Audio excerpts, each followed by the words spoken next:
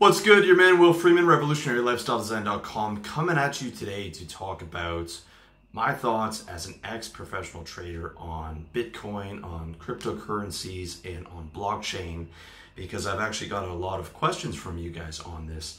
I did an article a while back. It's like 10,000 words, how to plan your financial future. I touched on this a little bit, but I got a lot of questions in regards to expanding on that.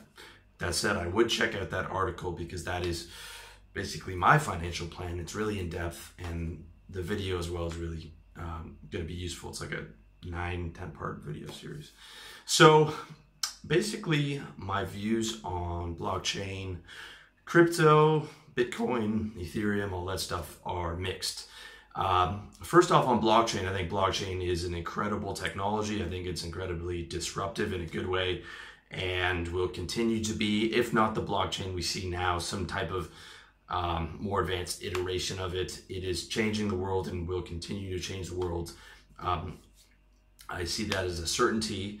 Richard Branson, Mark Cuban also see that, are fans of the blockchain technology for protecting land titles in like third world countries, for healthcare, finance, banking.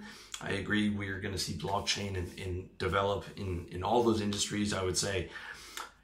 With that said, the future of blockchain is not necessarily the future of crypto, and specifically Bitcoin itself, which, if you don't know, is a form of cryptocurrency. There are now, I believe, 2,000 different cryptocurrency types out there. And blockchain, the future of blockchain and the future of cryptocurrency can be totally different things. So let's talk about Bitcoin and crypto here. First, with the pros and the cons. So the pros of Bitcoin are, again, innovative, disruptive, and interesting technology. Bitcoin has a market cap of 162 billion. That's the same market cap of General Electric, which is insane.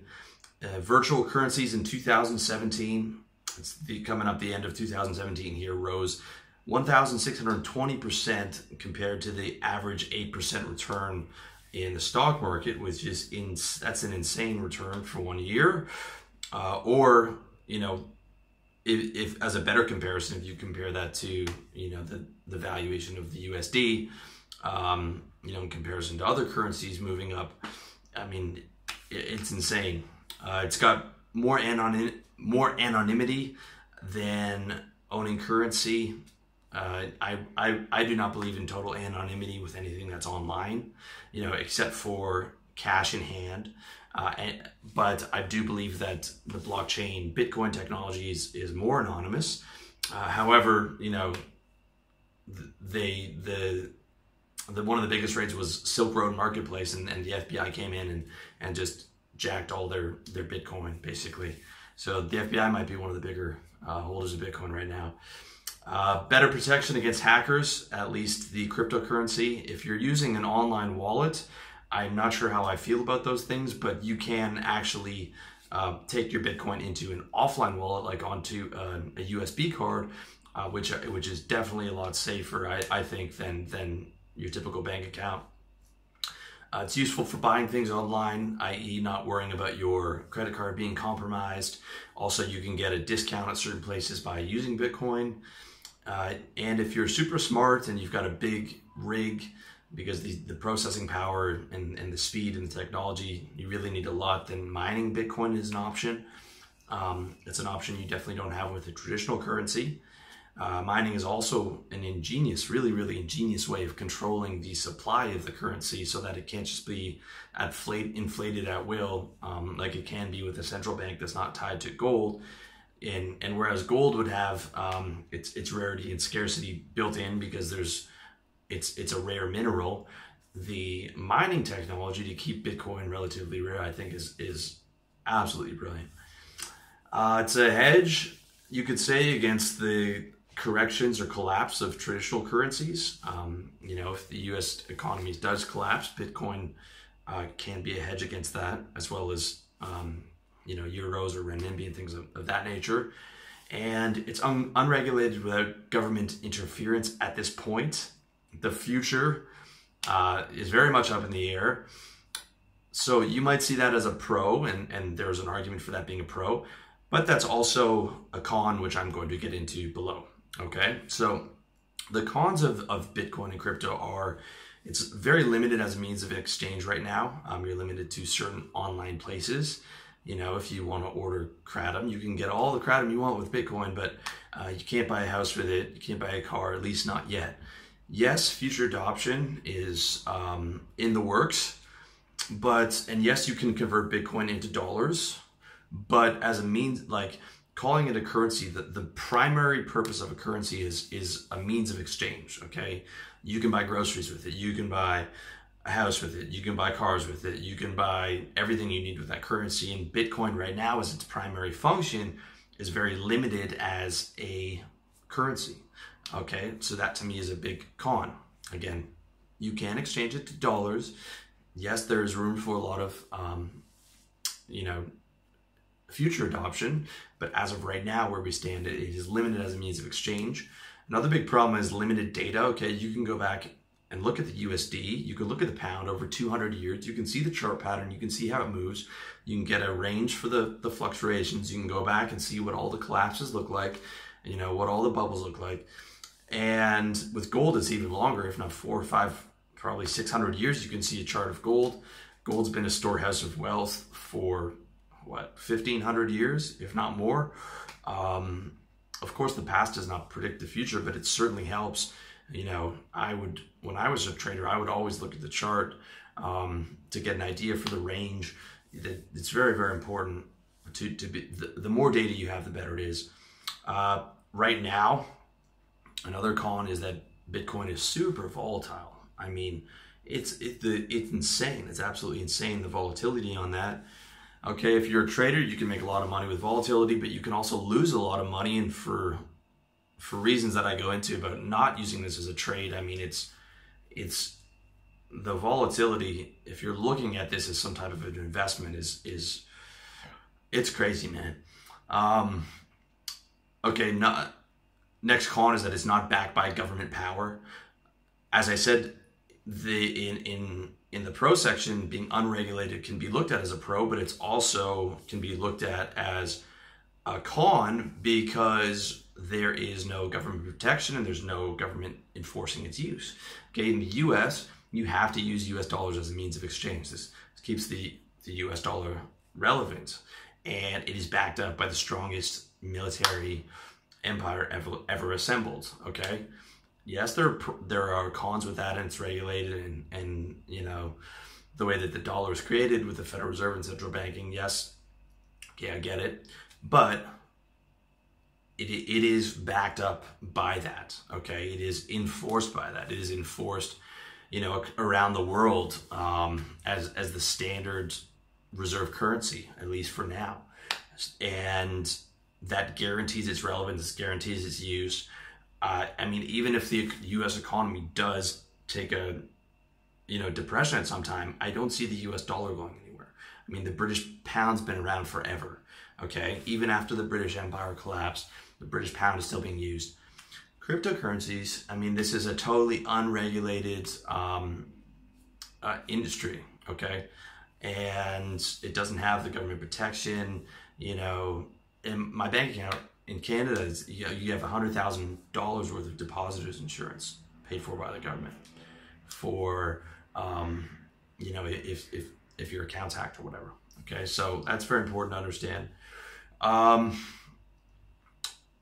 The next point on the con is we don't know who created it.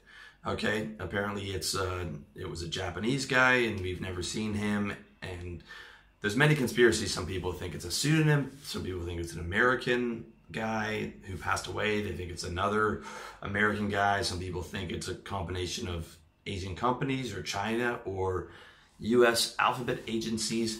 We don't know who created it, okay? We know, or for those of us who are smart, we understand central banking. We know who owns the Federal Reserve. We know who owns the major banks. Okay, we see how that is created. It is, you know, if you study that, you can see it. It's transparent, and it's a question of the devil that you know. All right, we know how that is created. We don't know what's exactly behind crypto. Okay, and that's just something to think about. all right, because it's sort of built on the premise of anti-authority and all these things. But I'm always one to be skeptical about anything that's big and is allowed to exist. But that's just me. I have no idea. I mean, it could be anything. It could be any. I honestly don't have any theory on it. I just don't know who created it, and that's something to be thinking about. It is another con is it's more anonymous in the bank, but I don't believe that it's totally anonymous. Okay, I really don't. I really don't think anything online is totally anonymous. It's hard for me to have that certainty. Someone pays you something in cash, all right? That's as anonymous as it gets. But anything that's online, hard for me to say that. Now, more anonymous, yeah, harder to hack, definitely. But that's my 2 cents on it. Again, I don't think it's as anti-establishment as believed. Bill Gates supports it. You know, a lot of tech guys support it. Richard Branson supports it. Mark Cuban supports it. Because I mean, I would see that, you know, the technocrats would be way into this kind of stuff, right? Because we've moved from the feudal system with the king as the powerful to bankers, and now we're moving to the technocrats, and I'm sure they would love to be able to get their hands on currencies, right? You know, Google currency, Apple currency, Microsoft currency, you know, having their own cryptocurrencies. I see that coming down the future. So that's something to think about. And the last part is Bitcoin is not immune to hacks, and it's still a very volatile, unregulated industry. So a couple years back, Mt. Gox, which was trading 70% of the Bitcoin at the time, at the 450 million in Bitcoin lost. The company went bankrupt, closed trading, and it was likely stolen, fraud, mismanagement, and sort of a combination of the above. A lot of signs to point to people within the company. So again, that there's that very real situation that can and has happened. So that's something to be considered. Now, next point is Bitcoin as a trade. Okay, so as an ex-pro trader, I do not recommend anyone actively trading. Trading is gambling. Do not let anyone tell you otherwise. This is coming from a guy who had $3 million in buying power. I was not an e-trader. I worked for a company, $3 million in buying power. I had months where I took home 100,000 USD in a month. Okay, if you want to read a 10,000 word article on all my points, check out the equities trading article I did at revolutionarylifestyledesign.com, as well as the videos. Ton of information in there, and especially guys who aren't pro trade. And we were hooked into, you know, we had lightning fast execution, super cheap trades. We were doing arbitrage. We were doing all kinds of strategies where we had edges that regular people don't have. Again, I had $3 million to play with. That wasn't my own money. That wasn't rent money. I mean, so many different variables. And even then, it was like 1 out of 1,000 guys made it from trainee to trader, and no one is trading today. No one I know is still trading, okay? There's one guy that's a pro poker player, but everyone else went and got jobs or started businesses. And that, you know, my no trading policy, no gambling policy applies to everything. You know, and that extends to Bitcoin. I would say that especially extends to Bitcoin, okay? Now all I'm seeing is ads for these Bitcoin trading systems, and like, okay, first of all, don't trade on your own, but definitely do not start buying into these guys selling like Bitcoin trading systems. You know, that's like worse than those options trading systems. It's like, dude, Warren Buffett doesn't have a consistent trading system. George Soros doesn't have a consistent trading system. They're the best in the world. If you had a consistent trading system, right, that could earn you like 300, 400% a return a year, you'd be a trillionaire, okay? Because you'd just be compounding, you'd just be throwing all your money in, you'd be able to show your track record and get all your people's money, and you wouldn't be telling anyone about it, right? You wouldn't be telling anybody because you have the world's greatest money machine, which is a trading system for something that has unlimited volume. So definitely do not buy these trading systems, these trading courses. You don't need to go to any Bitcoin cryptocurrency conferences, dude. I'm going to get into what I think you should do later on, but definitely do not be doing that. As a longer term play, it's still a gamble. You know, if you say like, okay, I think this is going to be adopted as a means of exchange, I'm going to hold it for 10 years. I don't like it because there's no technical and fundamental indicators.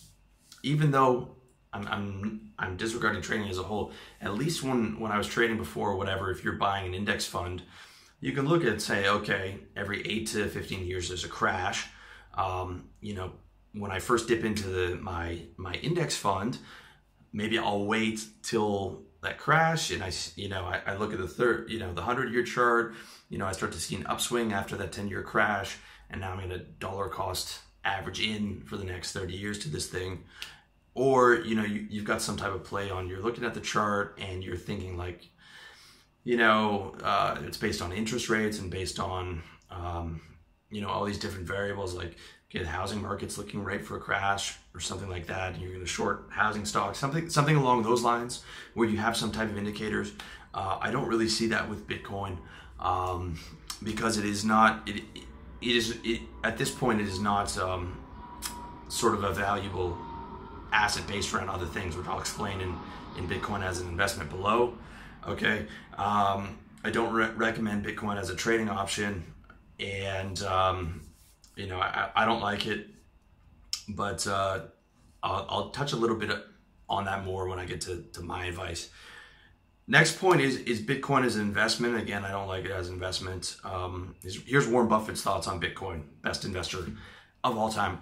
You can't value Bitcoin because it's not a value producing asset. It doesn't have a motor, it doesn't have protection. So as a pure value investment, okay, and as you guys know, Warren Buffett's all about value investing. Like, he buys companies that he thinks he can get at a good market price, and he buys them because he buys into the company. All right, and he's absolutely right. I don't think it's a value producing asset, and it doesn't have a moat against competition. So there's 2,000 competitors, including Ethereum and Litecoin, and Bitcoin is the originator, but that doesn't mean that it's going to exist in the future. For example, like, the biggest thing in the internet was AOL, 1999. Yes, it merged with Time Warner and it survived in some form, but AOL doesn't have anything to do with the internet, right?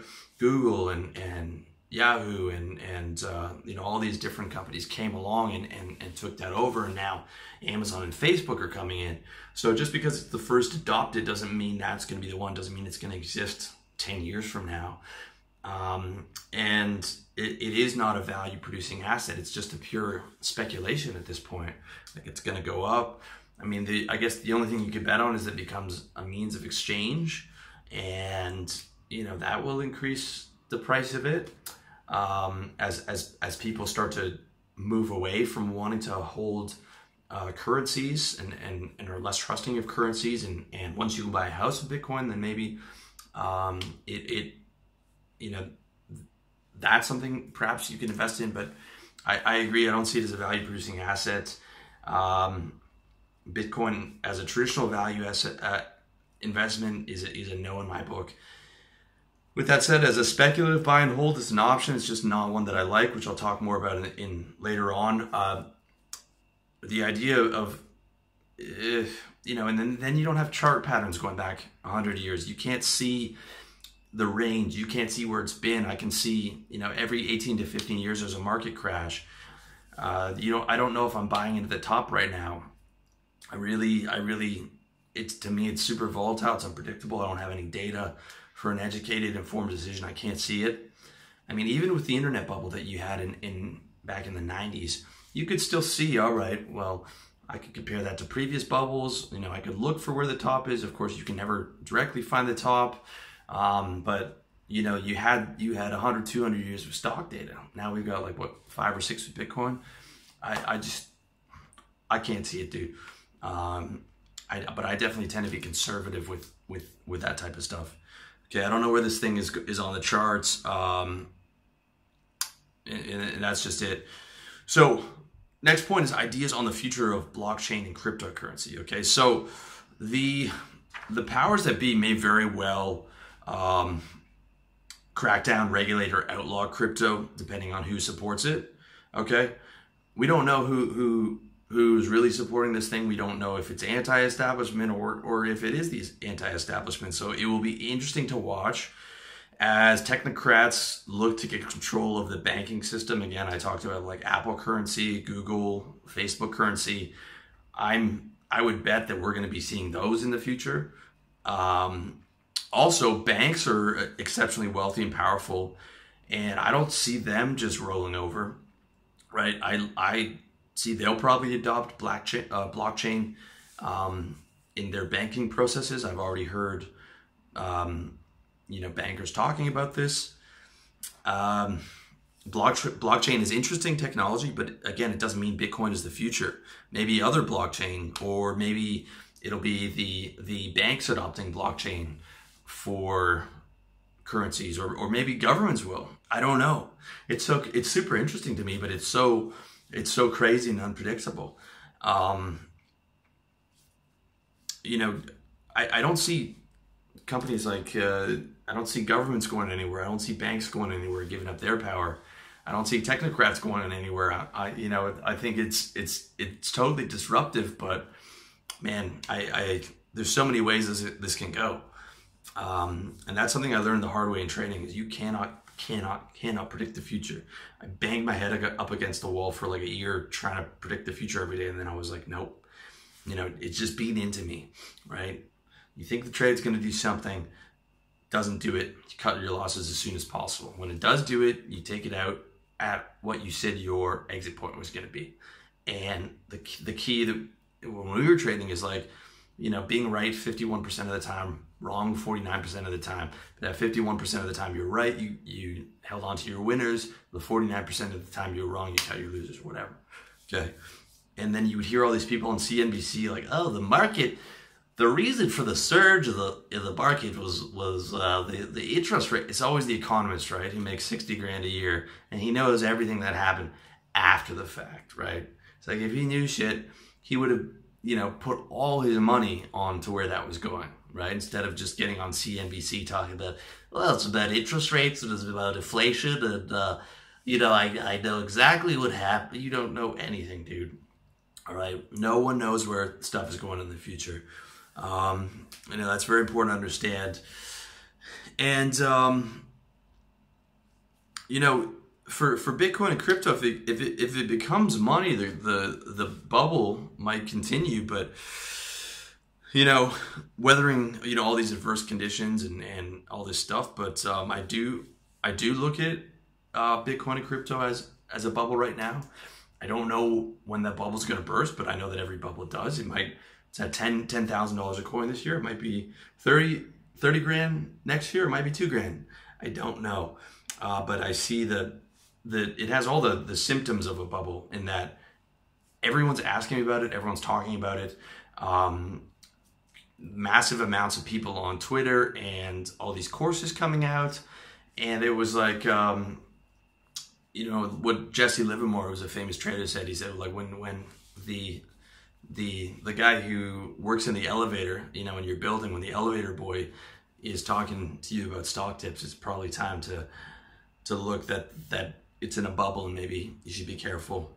But again, that's not a prediction for the future.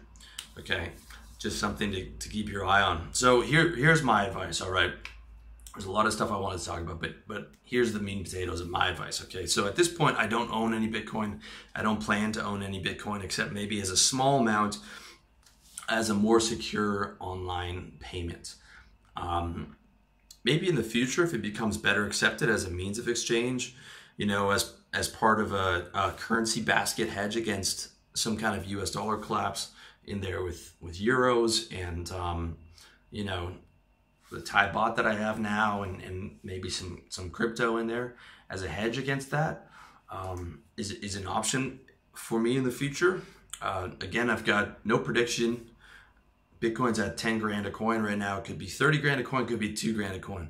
I have no idea, absolutely no idea where it's gonna go. Bitcoin can explode, and I won't think I'm wrong, or it could implode, and I won't be on here bragging next year about, oh, bro, I told you not to invest in. No, I have no idea, okay?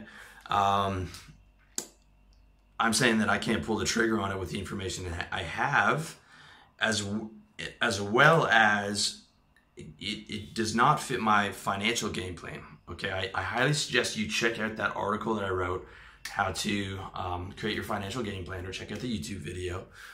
And basically, like, if I could break it down, it's like, first, step one is getting your income up. All right, getting your income up. So, and then step two is getting your savings, your emergency cash runway for your business. And then step three is getting control of your income, which is your business, right? So what you want to do first, and I recommend a service business for most guys, is because a service business is, you can get like 1,000% return on that. Or I have an info products business where, I can invest $400 into a book, or $300 into producing an ebook. I'll have made that back the first day. I'll have double that within the day of launch. Like, crazy margins, right? In service businesses, you can get 1,000% return, if not thousands of percent return. Okay, so I aim for that. Right? Get a service business, or get a business where you're making 75 to 100K in a developing country, or Western country, or the developing world equivalent, like here in Asia, 30 to 40 grand a year is the same as 6 figures. Okay. Prior to that, you're getting your savings up, you're getting your emergency cash up, you're getting your runway for your business, while you're working a job. And then once the business is up and operational, you're on your own. You've got your business to a good level. You've got your income coming in. You've got your emergency cash. You're able to save money every month and put it and keep stacking that cash up. And then you can look at reinvesting as much cash of that as you can into your business, into your marketing, into your advertising. Right? Just because you're making 6 figures doesn't mean your business is tapped out, right? You could throw 20% of what you make every month back into advertising or SEO and all that stuff, and keep getting those 1,000% returns on it. All right. You can also do stuff like invest in supplies. Buy them in bulk for the quarter, for the year. This is something that Mark Cuban recommends. It's something that I do. I buy some stuff on a yearly basis, some stuff on a quarterly basis, some stuff on a monthly basis. You can see how to do all that in my book, How to Get Organized. Not only does it simplify your life, but you can save a lot of money doing that. It's a great saving technique. You can use the saving technique of like paying your rent a year in advance, so that you're not tempted to spend the money, so that you feel comfortable. Okay. And then once you have all that together, now you're outside of survival mode. Now you're comfortable. Okay. And now your future's looking bright. And then you can start looking at investing. But even then, have you maxed out your investment in your service business, right? If you're getting 1,000% return on your service business, as a real estate, insurance, or copywriting and all that, max that out first. You're not going to get that anywhere. And that's predictable. Like, my business is so predictable. If I see I'm making less money this month, I go in, I figure out, okay, that article got bumped down a bit in a ranking. We got to do another article around that, or we got to refresh that. Or if I got more, I can see, all right, more traffic's coming in from YouTube, Facebook, all this. It's like down to the letter predictable. And I can see, all right, if I spend X amount on this is the return I'm going to get. So you've got a money machine, you've got a totally predictable source of revenue. You've got something, if you've done it smart, it's 1,000, you can get 1,000% return on your money, if not more, in a service-based business, because you have no inventory. Crazy stuff. So like, once you're good and comfortable, start maxing that out. Like, my buddy was making $4,000 a month. He's a car broker, of a $500 worth of Google AdWords spend, right? He wasn't doing any outbound. He wasn't doing any anything more than $500 spend, and he was making $4 grand a month as a car broker, right? Crazy return on that was just, he wasn't doing Facebook, he wasn't doing anything like that, on just that one $500 a month Google AdWords campaign. Or, okay, if you want to reinvest in other ways, you can hire a marketing team. You can hire white hat SEO. You can hire a cold caller or a cold emailer. You can max out your marketing spend. You can do all kinds of things like that, right? I'd say like max that. Like, if you have a high margin business, you can't get those returns in the market. And maybe you can get them on Bitcoin if you're lucky, but it's like, it doesn't compare in terms of predictability, in terms of building your brand, in terms of, consistency, in terms of being able to analyze the data.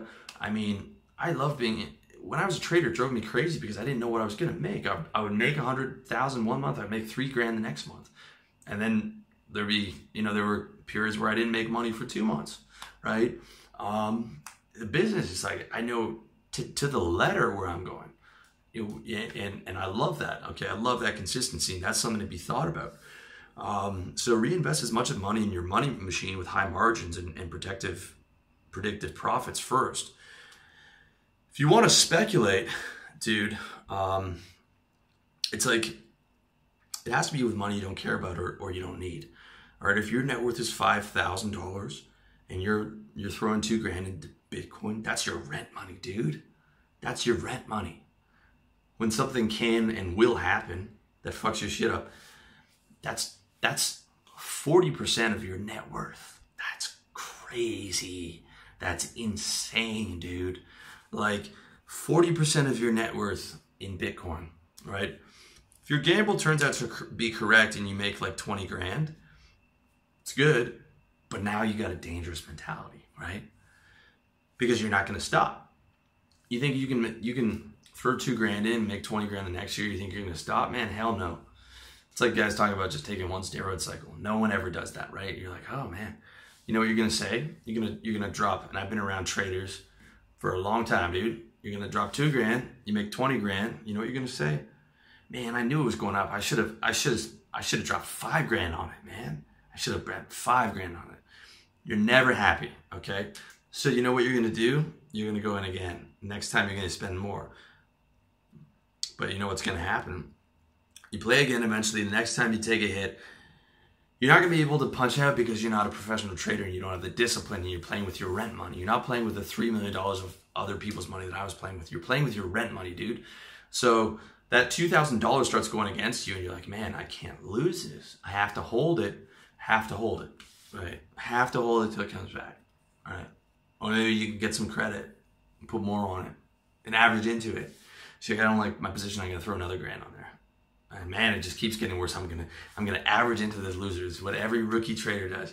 Even a lot of the big guys do it when they're taking a loss that they can't afford. All right, you know, you don't know about that psychology until you've really been through it. And when you're gambling with rent money, dude, you can't afford the loss, so you're gonna hang on and you're gonna average in. That's what's gonna happen. Okay, and you know, the first year of trading, we learned cut losers, cut losers, cut losers. That's not normal. What people want to do is they want to quickly grab their profits off the table and they want to let their loser ride because they're like, I don't want to lose money, so I'm just going to wait until it comes back and I'm going to average in and get a better position. Nah, man, you can't do it. You can't. It is, I'm telling you, read my article on equities trading if you're not convinced, dude. But I don't recommend it. No one I know is trading right now. And I'm telling you, I was with the best guys in Toronto. No one is still trading. No one is trading, 12 years later. That's just how it goes, man. I mean, you're better off playing online poker because at least there's a closed system. There's odds. You can calculate the odds. You can have the odds calculator. With trading, you don't know what's going to happen. It's all open-ended, dude. Especially with stuff like Bitcoin, where we don't even have chart data, where the fundamentals don't even come into play. It's crazy. With that said, though, okay, if you want to play with some throwaway money, that's a different story, okay? Throwaway money is when you have a 6-figure business or a developing world equivalent of a 6-figure business, and you have 100 grand in cash in the bank and maybe some other investments, okay? And you want to drop 3 grand on it. All right, which is going to be 3% of your net worth, okay? Which is still kind of a lot of money when you look at it that way. But let's say you in part of your investment system is, you have index funds, you have bond funds, and every year you put 3% of your net worth on a speculation, on a wild gamble, right? Which I probably wouldn't even do. But if that's your mentality, I know that my man Black Dragon from or Caleb Jones from Black Dragon is making good money in Bitcoin right now. But again, that guy's doing well. You know, he's got 4 businesses. He's probably got more than 100 grand in the bank, investments and all that. So he can afford to play with the throwaway money. And he says the same thing, dude. He says, this is money. I don't care if I lose. That's the mentality you have to have. Like, I don't care if I lose 3 grand. Okay. And, but you go into it with a plan, right? You go into it with if you're going to make a trade and you know it's throwaway money. And again, this is not something that I probably ever do, but you go in with an exit plan and a stop loss. Okay, so you say, all right, I'm going to invest 4 grand in Bitcoin right now, and my exit's going to be, you know, 1,000% return. It's going to be 40 grand, and my stop loss is $1,000, right? So I'm putting a grand down. If I lose 3 grand, then that means I'm wrong. And if I make 40 grand, that means I'm right. I'm going to take my profits out at that point. Okay. Or let's say you want to go into it as a buy and hold. Okay. I still can't use the word investment on it, but let's say you want to look at it as a long-term buy and hold, and you're like, all right, so I'm just going to throw 40 grand in there as a buy and hold with a 30-year top timeline, and a stop loss of 0. So I'm just going to hold it till it either collapses or you know, for the next 30 years and get that compound interest and maybe dollar cost average into it with money that I don't care about.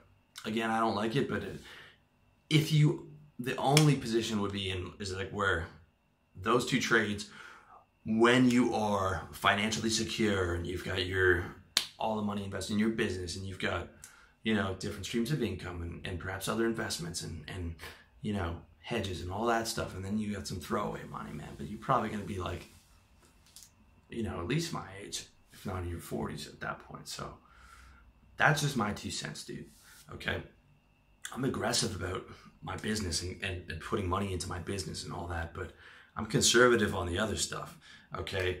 The key, dude, is you got to have that cash. Like, you're not going to feel comfortable until you got like 30 grand in the bank, dude. Like, in case anything goes wrong. But you feel when you got like rent paid for the year and you got a bunch of cash in the bank and you got a secure business and all that stuff, and you can feel comfortable, man. But you know, you got to get the foundation first. That's what I think, before you can start messing around. And even then, it's like, dude, you could invest that stuff into businesses and brands and stuff that's going to give you income for 30 years. That's my 2 cents on it. So I'm not a huge fan, but again, that's just my advice. Okay, I know a lot of you guys are hot on crypto, so, you know, I'm not trying to upset anybody. And again, I've opened the option to you, but you do have to have, in my opinion, those characteristics first, that amount of assets in business going for you first. Okay, you know, it's like wanting the dessert without eating the meat and potatoes first. It's like, no, dude, you have to have a solid foundation on top of your house before you build the roof. You guys are like, you're worth 3 grand, you're trying to spend 2 grand on Bitcoin. That's like building the roof of your house first before you even own the house, dude. You know, like, it's eating dessert before, when you don't even have money for dinner. Like, that's crazy to me. You know, you need a solid foundation. You need all those things together. You can't gamble with rent money, dude. It's crazy. Okay, so don't let FOMO, fear moving out, get you into a trade you can't afford. All right. So Bitcoin's 10 grand right now. If Bitcoin goes up to 30 grand, I don't care. If Bitcoin goes up to 100, I don't care, because it's the mentality behind it. Just like if my friend starts a dropshipping business, starts making more money than me, I don't care. It's not what I'm doing, right? There's all kinds of other guys in other businesses that make more money, but like, that's just not in my reality, right? It's about the mentality of I can't invest in something that I don't buy into, and it's about going in with the. See, that's such a dangerous mentality. Okay, I used to hear this all the time in trading. Guys would be like, all day, because pretty much every trader I met that made money, with the exception of me, was a degenerate gambler. Okay, they had 4 charts open and they had a poker screen. They'd be playing online poker at work while they're trading. Okay, and every trader always had the same mentality. I should have held it when he had a winner. Fuck, I should have held it for longer. Okay, or I knew it was going up. I knew it was going up. Or they said, like, oh, I knew Citigroup was going up overnight. I knew I should have held it overnight, right? I knew it was going up. Did they hold it? No. Did they put all their position? No, they didn't, right? So you can look and say, and next year if Bitcoin goes up, you can say, I knew Bitcoin was going up, but you didn't know. You actually don't know. It's a very seductive thing to think you know what's going to happen, but you don't. Okay, and a large part of this is about the discipline and the mentality, and not taking on that gambler's mentality. Because even if you win, dude, it becomes very dangerous. You're like, okay, you have a few wins in Bitcoin. Like, yeah, let's start doing Forex trade. Let's start, and all of a sudden, dude, you're not only now you're gambling, right? And now you're taking out lines of credit, and now it's not going so well. Now you're getting margin calls, and you're getting all these other things, and you're putting your money into it, and it's seductive, dude. It really is. And I'm coming from a pro trader. It was gambling. You know, we had arbitrage and we had these other things. You know, we had these edges that guys don't have. And if you don't have that, man, dude, I don't recommend it at all. Any type of trading. I really don't. Again, check out my video and article on that.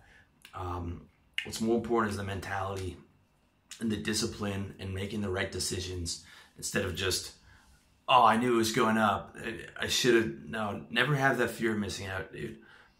Instead, focus on making the right decisions, because with the limited amount of information you have for the future. And dude, if you're doing your business right, man, you're going to make good money. You can make good, consistent money. All right. And you're going to reinvest in that. You're going to have a brand for life. You're going to have clients that might pay you for 10, 20 years, man. Get your house in order before you start even thinking about any kind of speculation and all that stuff, dude. So that's just my 2 cents. As always, let me know what you think in the comments section. And wish you all the best. Much love to you. Check me out at revolutionarylifestyledesign.com. Check out my books on there. Also check me out SoundCloud, iTunes, Facebook. All up in your interwebs, dog. Hit me up.